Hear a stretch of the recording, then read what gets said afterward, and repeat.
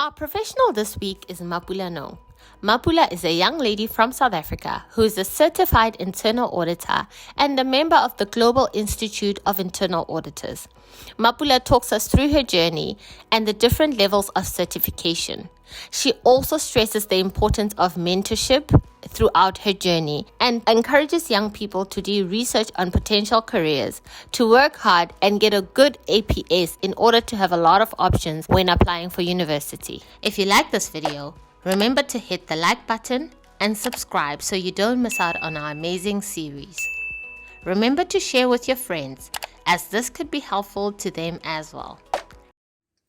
Hi everyone, my name is Mapula Nong. I'm currently 33 years old.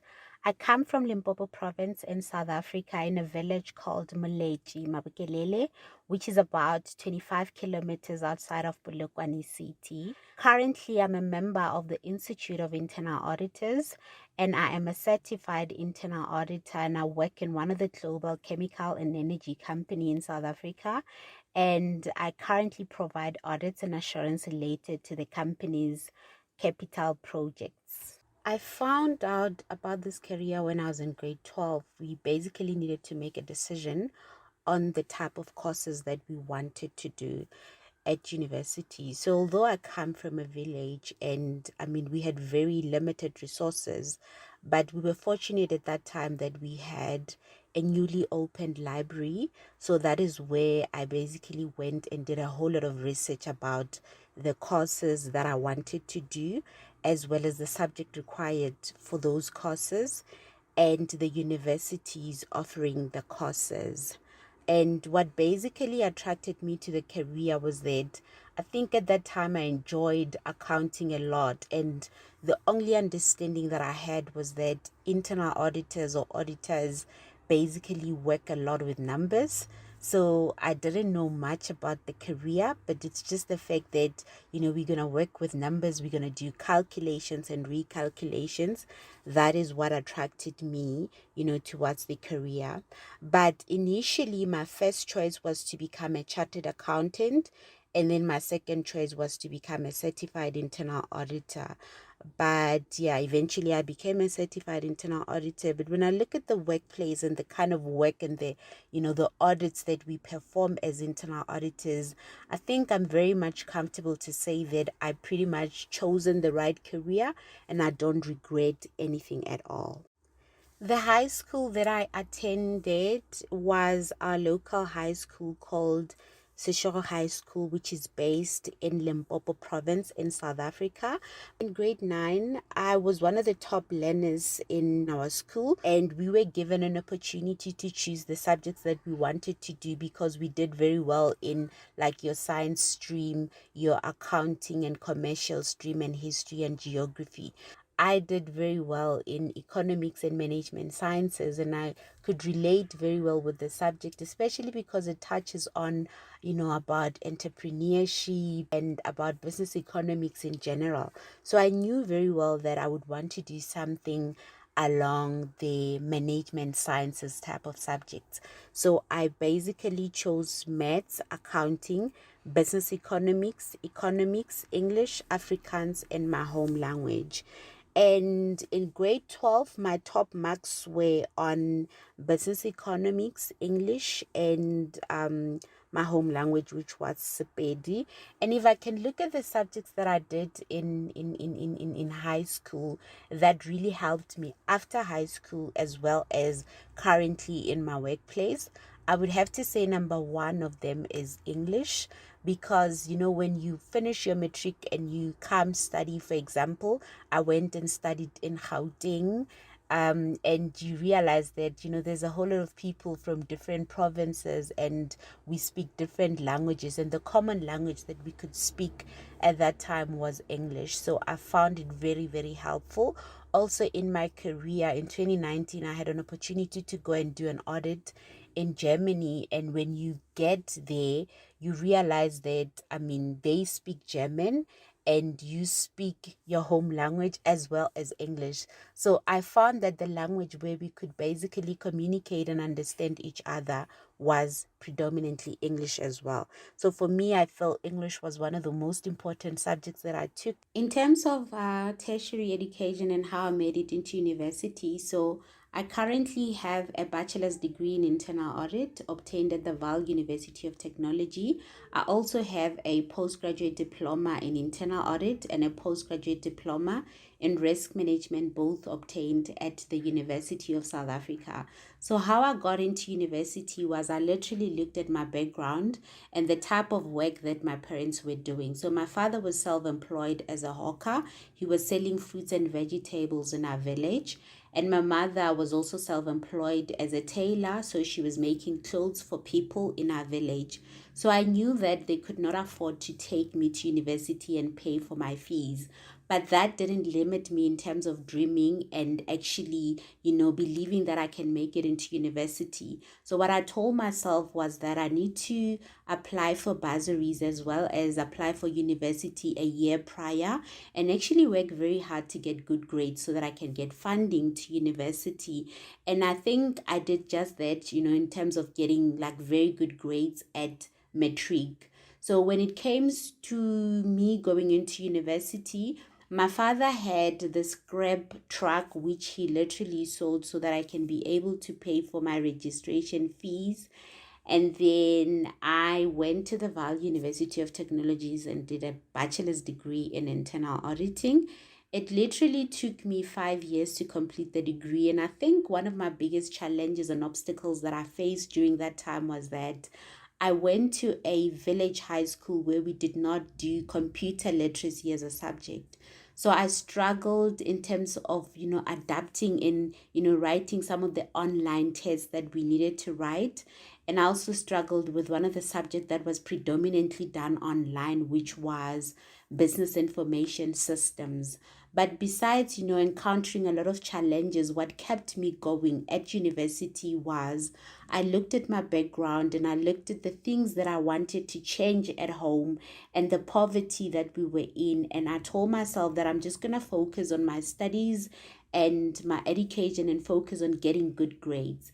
And how I paid for the rest of my university fees, I was getting like a distinction. So I got like 60% of my fees in terms of a merit bursary funded by the institution, and then the rest was actually covered by NSFAS.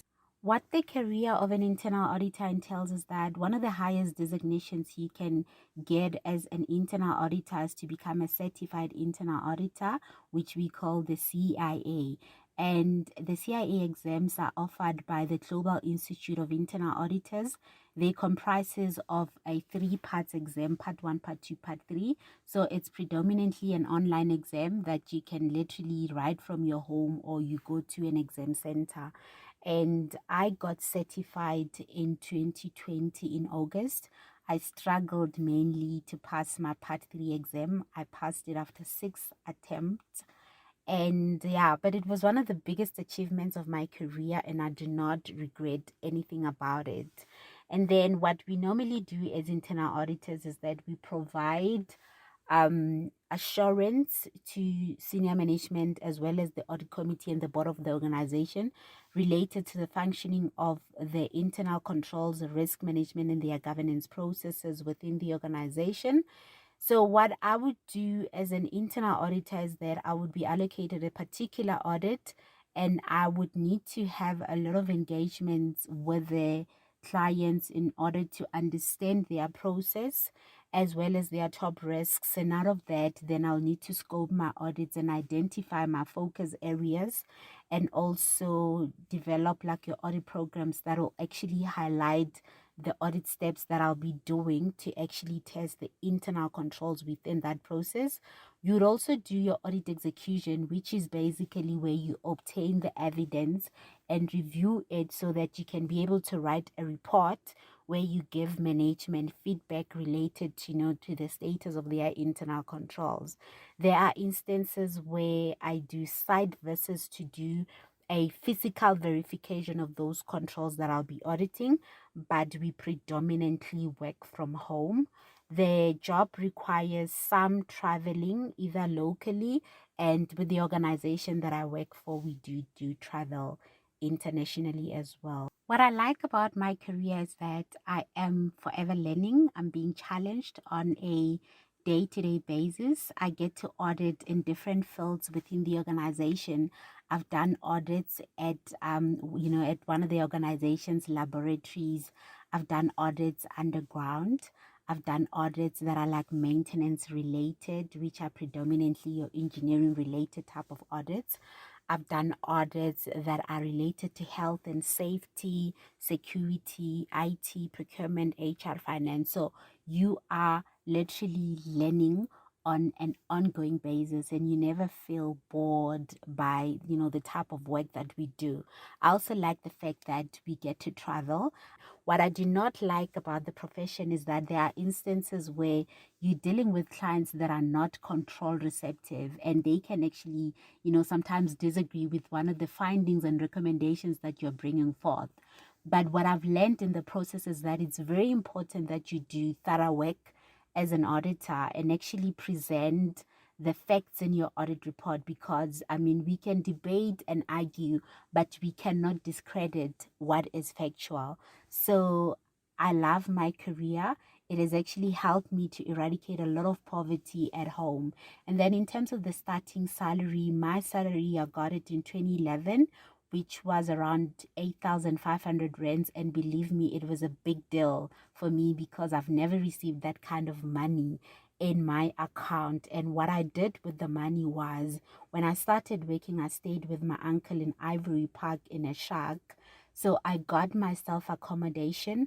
I bought a fridge, and I also went home and I lay-byed my mom's tombstone because it was one of the things that I wanted to do so much for her. And then in this career, you can get, up until above 1 million in terms of your salary per annum, depending on each level that you are in. So at a senior management level, it is roughly around above 1 million. And then what you can literally become is to become a chief audit executive. You can also, decide to go serve in different committees like your audit committee, your risk committee, the board of directors of organizations. My advice to the young people that are looking into different careers is that, it's very important that you try and get yourself a mentor, because you will need somebody that will guide you through the process. And also very important is to do your research in advance as early as before grade 9, so that you know the things that you like and the type of careers that you want to venture into, so that you can be able to choose the right subjects as early as possible. And what is also very important is for you to get a very good APS in your grade 11 and grade 12, because your grade 11 results are very important for you when you apply to universities, and your grade 12 results are very important for you to get into the university for the particular course that you want. One other thing that I see most young people are making as mistakes is they do not apply the year prior when they are in their matric. They want to do a late application process, which is a disservice to yourself, because sometimes you find that the good courses that you wanted to do are already full. So do your research, apply in advance, and make sure that you get a very good APS, and work hard. Do not let your background limit you in terms of what you can actually attain, because I believe you can be anything that you want to be. So thank you so much for listening. I hope this information was helpful.